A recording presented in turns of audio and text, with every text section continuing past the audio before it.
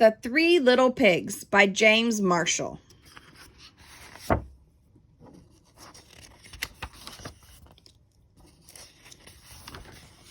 Once upon a time, an old sow sent her 3 little pigs out into the world to seek their fortune. "Now be sure to write," she said, "and remember that I love you."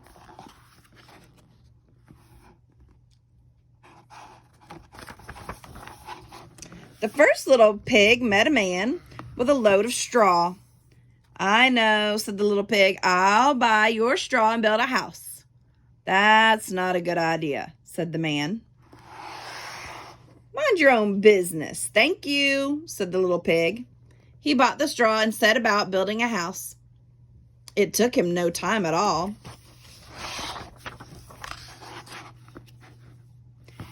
Very soon, a lean and hungry wolf happened by. Pig was just about his favorite food in the world. So he knocked on the door and said, little pig, let me come in." To which the little pig replied, "No, no, no, not by the hair of my chinny chin chin."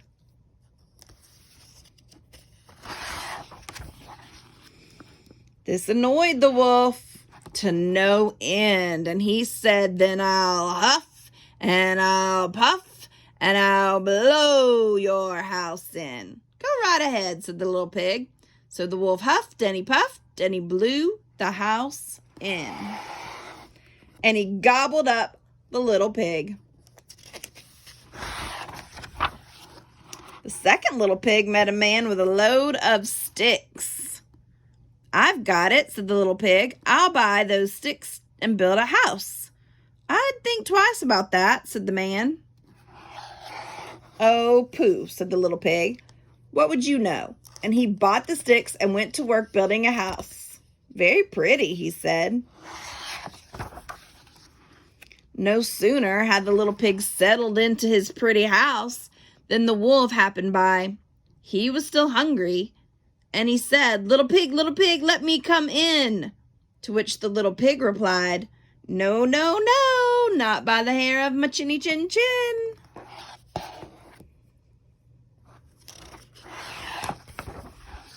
The wolf didn't care for that at all, and he said, "I'll huff and I'll puff and I'll blow your house in." "Ha ha ha," said the little pig. So the wolf huffed and he puffed and he blew the house in. And he gobbled up the little pig. Now the third little pig met a man with a load of bricks. "These bricks will make a fine, sturdy house," said the man. "Capital idea, my good fellow," said the little pig. So he bought the bricks and set about building a house. It took him quite a bit of time, but it was well worth it. "Nice and solid," said the little pig. "Nice and solid." But no sooner had the little pig moved in than he noticed the wolf loitering about. And the wolf, who was still hungry, said, little pig, let me come in." To which the little pig replied, "No, no, no, not by the hair of my chinny chin chin."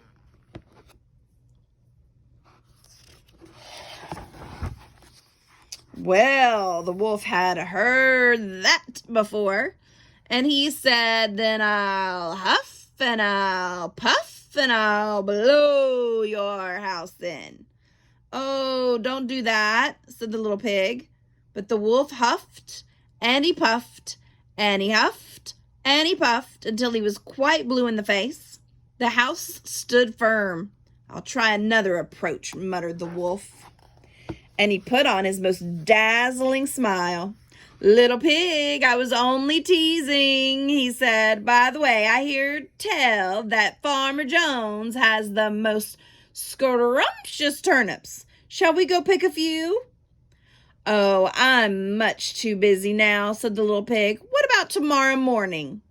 "Excellent," said the wolf. "I'll come for you at 6. The next morning, the little pig got up at 5, hurried off to Farmer Jones's turnip field, picked a basket full of scrumptious turnips, and dashed back home. When the wolf arrived at 6, the turnips were already boiling in the pot. "Sorry, I couldn't wait," said the little pig. The wolf tried not to show his displeasure.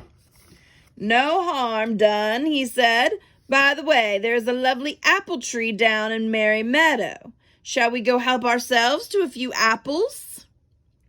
"I must cook my turnips," said the little pig. "Let's meet there tomorrow morning." "Splendid," said the wolf. "Shall we say at 5?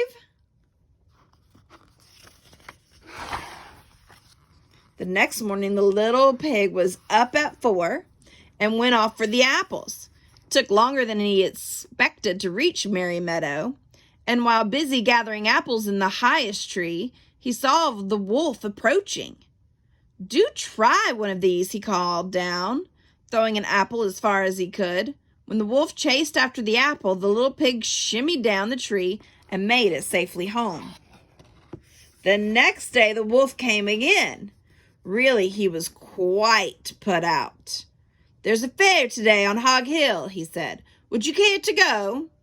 "Why don't we meet there?" said the little pig. "Would 3 o'clock suit you?" "Colossal," said the wolf. 3 it is, just to make sure he would be there at 2. At 1 in the afternoon, the little pig went to the fair and had a fine time. So fine that he lost track of the hour. Suddenly, out of the corner of his eye, he saw the wolf coming up the hill. Without a minute to spare, the little pig jumped inside an empty butter churn and rolled down the hill toward the wolf.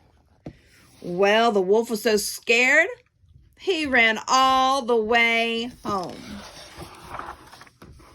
And that evening, the wolf went to the little pig's house and told him how frightened he'd been by a great round thing that came down the hill. "Frightened you, did I?" said the little pig. "That great round thing was a butter churn, and I was inside." This was simply too much for the wolf to stand. "I've been nice long enough," he cried.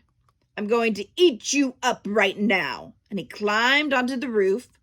And when the little pig saw this, he put a big iron pot in the fireplace and quickly stoked the fire. "Here I come," cried the wolf. "Dinner time." "You can say that again," said the little pig, and he cooked the mean old wolf and gobbled him up. The Three Little Pigs, retold by James Marshall.